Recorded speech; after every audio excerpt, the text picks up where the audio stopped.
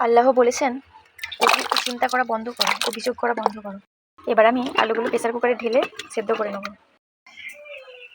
দেখুন, এটা কিন্তু প্লাস্টিকের মধ্যে রেখে দিয়েছি। এবার এটা কিন্তু থাকলো, রোজা খোলার 1 ঘন্টা আগে এটাকে বানাবো, এখন ভিজানো থাকলো। দেখুন, আলুগুলো আমি কিন্তু প্রেসার কুকার থেকে নামিয়ে এখানে ছেঁকে নিয়েছি। এরপরে আমি কিন্তু এগুলোকে গ্রেড করে নেবো। এখানে চলে এলাম, আলুর পরোটাতে কিন্তু আমি কারি পাতা দেবো। আমাদের গাছে কারি পাতা আছে, এখান থেকে আমি কারি পাতাগুলো তুলে নেবো।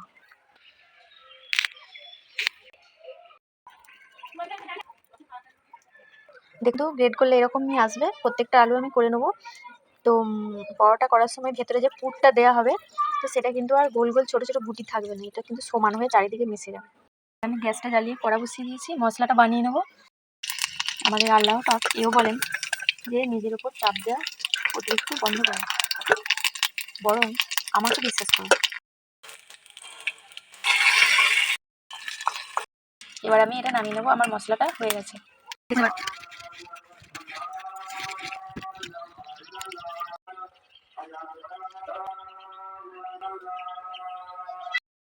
দেখুন, এবার কিন্তু আমার এই পুরটা মাখা হয়ে গেছে। এবার কিন্তু আমি কড়াতে আরেকবার এটাকে ভেজে নেব।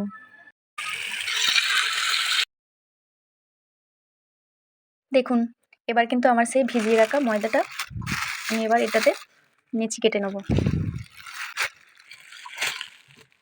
দেখুন, এতে কিন্তু সামান্য আমি একটু ঘি লাগিয়ে নেবো, তবে কিন্তু সেন্ট উঠবে।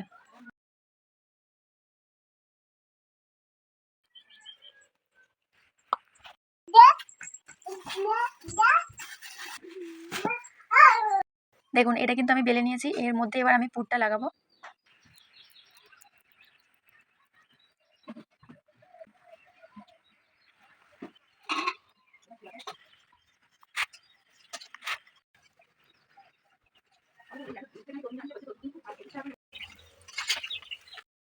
দেখুন কত সুন্দর কিন্তু ফুলে যাচ্ছে। এভাবে আমি প্রত্যেকটাতেই সেঁকে নেবো।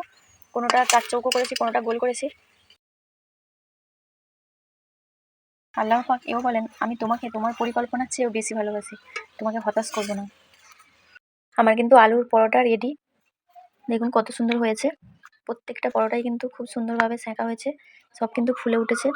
দেখুন আলুর মশলাগুলো দেখুন, প্রত্যেকটাই কিন্তু মিলিয়ে মিলিয়ে রয়েছে, কোথাও কিন্তু ফাঁক নেই।